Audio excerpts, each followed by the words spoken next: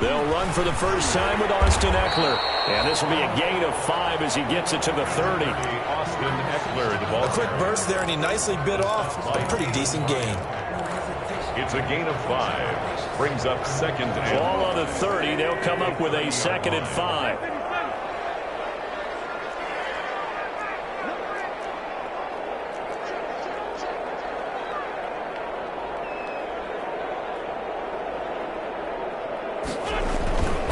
Going on the ground with Eckler. He takes this from the 30 to the 34. Austin Eckler, the ball. On any running play that's called, they're always hoping that it's going to break big and go the distance. But when you get a nice gain like that, you're able to do so many things anyway. You can come back and run essentially the same play again, continue to move the ball on the ground, or you can decide to throw the ball now because usually you have the defense back on its heels. They'll try to pick up the first with Eckler. And he will have first down yardage as he's brought down at the 41.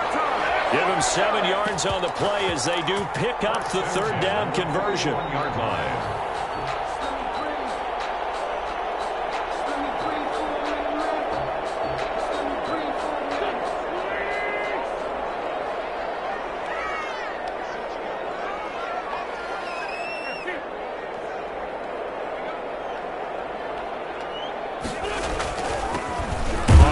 Down, this is Geis, and he'll be brought down just shy of the 45. The tackle made at the 40. And give him 4 yards there. It'll be 2nd and 6. Well, on every play call, you realize it's not going to go for a touchdown, so a lot of your calls are setting things up for maybe later in the game, trying to establish the inside run with toughness now, hopefully get to the perimeter later, and let's face it, you could do worse than a 4-yard run on first down. Following the pickup of 4, here's 2nd and 6. Now they'll throw it. Wentz. Jaguar pressure and a Jaguar sack. Josh Allen able to run him down for a loss of 12 that time. There's a lot of discussion in the offseason about him having a big year and getting to the quarterback. They held him without a sack in week 1, but how about here? Finally gets his first one of the season. In the offseason, said he changed his diet, leaner, feels so good this year. Excited to see what type of a season he can have. And he'll be taken down, but not before they work it across midfield. The defense shaking their heads, not aggressive enough, and they allow him to convert a 3rd and 18.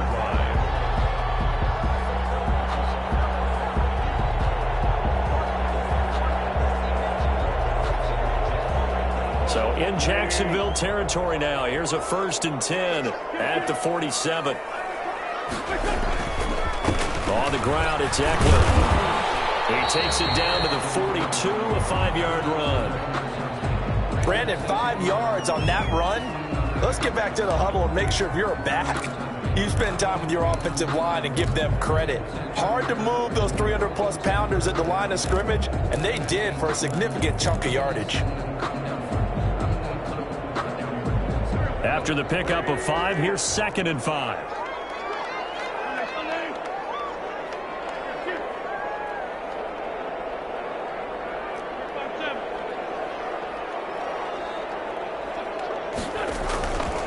To throw is Wentz. Under pressure, and he will go down. Sacked back at the 46. Josh Allen able to drop him that time for his 2nd sack of the evening.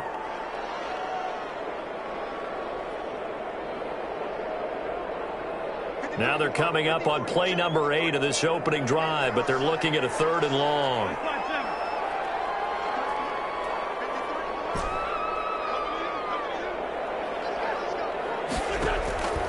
Shotgun now for Wentz. Going deep here for Allen. And he's able to get it back to the 33-yard line. They may have thrown the interception, obviously less than ideal, but I think they also sent a message that they're going to push the ball downfield in this one. Yeah, not afraid to take their shots right away, huh? What was that, like a 9-9-9 route? 9 meaning go? Just went ahead and went for it. Didn't work out so well because it certainly appeared the defense was prepared. But I'm with you. Okay, so it didn't work this time. Doesn't mean we won't try it again later. And he He's corralled at the 40, but not before picking up 8. Fournette, the ball carrier. A nice run here early on. It doesn't take a great play caller to realize you want to establish a guy of his caliber with runs like this early because they'll pay dividends as the game progresses. At the 40-yard line.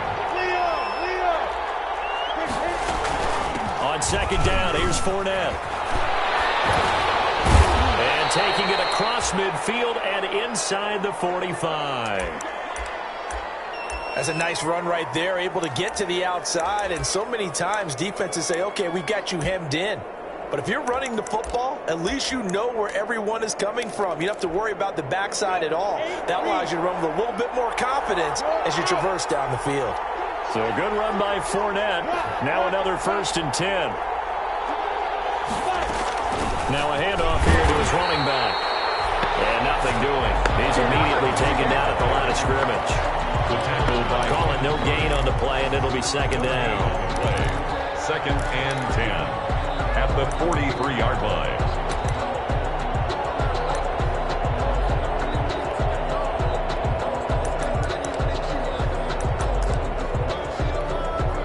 So after the run for no gain, here's 2nd and 10. From the gun, Minshew to throw. Oh, did he hang on to it? He did on the dive. Nice grab. 6 yards is the pickup, and that'll lead to a 3rd down. A gain of 6 yards. When you're a player of his stature, you don't just circle the games on your team's calendar. You circle the Pro Bowl? Without a doubt. That's a game that you just figure you're going to be in each and every year. And it's because of catches like that. That's why he goes. The LA defense up the snuff in coverage there. Pushes this to 4th down. As defensive coordinators around the league tell me all the time, that throw is not for every quarterback because you've really got to drive the ball downfield. It's going to be a tight window for him to fit that one into. In this case, unsuccessfully. Field goal. A 54-yard attempt.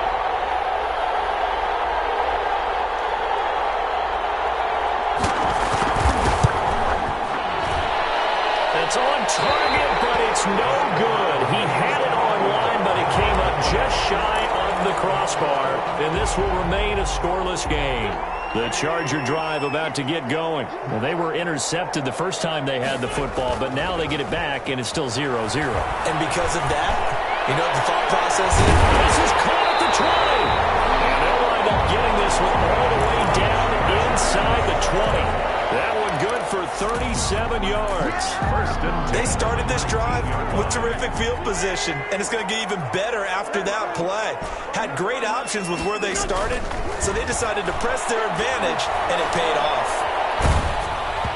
Throwing to start the drive, but that one incomplete. I think he's got to be careful not to force anything into coverage right there. There weren't really any throwing lanes, but the best part for him, he's got 2nd and 3rd down to fall back on. An incomplete pass on 1st down. That leads to a 2nd and 10. Out of the gun, Eckler running it. And he'll get this down only to the 18. They do get a yard there, but only a yard. Leaves them with 3rd and 9 looming. But that call makes sense because they've been throwing it well on this drive, and once again they show passing formation, showing the shotgun. Then they ran out of it. That's a nice play by them defensively, though, to hold it to a short gain. That's the end of the first quarter with no score. In need of a conversion on 3rd down. They had the big play to start the drive. Not much sense. From the gun, it's Wentz. To the end zone, but it's incomplete. That was a touchdown if he could have hung on. Instead, it was a well-timed collision to jar that one free. Now Jake Elliott for the field goal try. From the right hash, it's a 35-yard attempt. The kick by Elliott is good. And the Chargers grab themselves a 3-0 lead. So still no touchdowns in the first half, but we do have some action on the scoreboard with the field goal. So maybe now the mentality changes in this game because anytime you get to the red zone, and if you don't come away with 6 points, you feel like it's a disappointment. In a game like this one, being able to get field goals means you're right there, and then you're just looking for that big break to take you over the top. 10-10. at their own 35-yard line.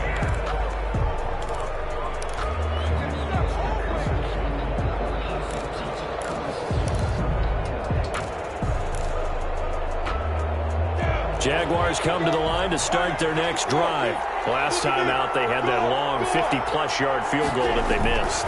And I'm sure on their sideline they're thinking to themselves, okay, do we still want to try one if we're in that position again? And I would dare say that the answer would be yes. They're going to have a lot of confidence in their kicker. But just to be on the safe side, I'm sure they told their offensive guys, can we get a little bit closer this time? Closer. Yeah, I'd rather get in the end zone first and foremost. But if all else fails, less of a field goal attempt for him. On 2nd and 11 now. Minshew. And that is incomplete. A lot of force bearing down on him there. He could not hang on. It's 3rd down. Normally you think the tight end's going to be able to catch the football and handle that contact. But in this case, maybe a little too much target to hit. That one was timed well. Incomplete. An incomplete pass on that last play, and that means they'll need to come up with something here on 3rd down. Out of the gun is Minshew. Connection made with Chenault. And he can only manage to take this thing to the 38, well shy of the 1st down. So on 4th down, here's Sam Cook to punt it away. Back deep is Tyreek Hill. Only 2 punts for him last week in the loss as he gets this one away. That'll be put in the books as a 53-yard punt. And the Chargers will be backed up deep to begin their drive as they take over 1st and 10. The Charger drive about to get going. And they're not going to play this conservative, I don't think. They had the field goal last time, and they're up, but they're looking to put a drive in the end zone. I agree with you totally. No one just goes out on the field and says, all right, let's just settle for 3 except in certain situations, trying to ice a game, that sort of deal. Most of the time, it's end zone, and that's what you're thinking, and I believe that's exactly what they're thinking as they begin this one. Yeah, no quarterback ever goes out there saying, hey, let's get 3, right? Not one that I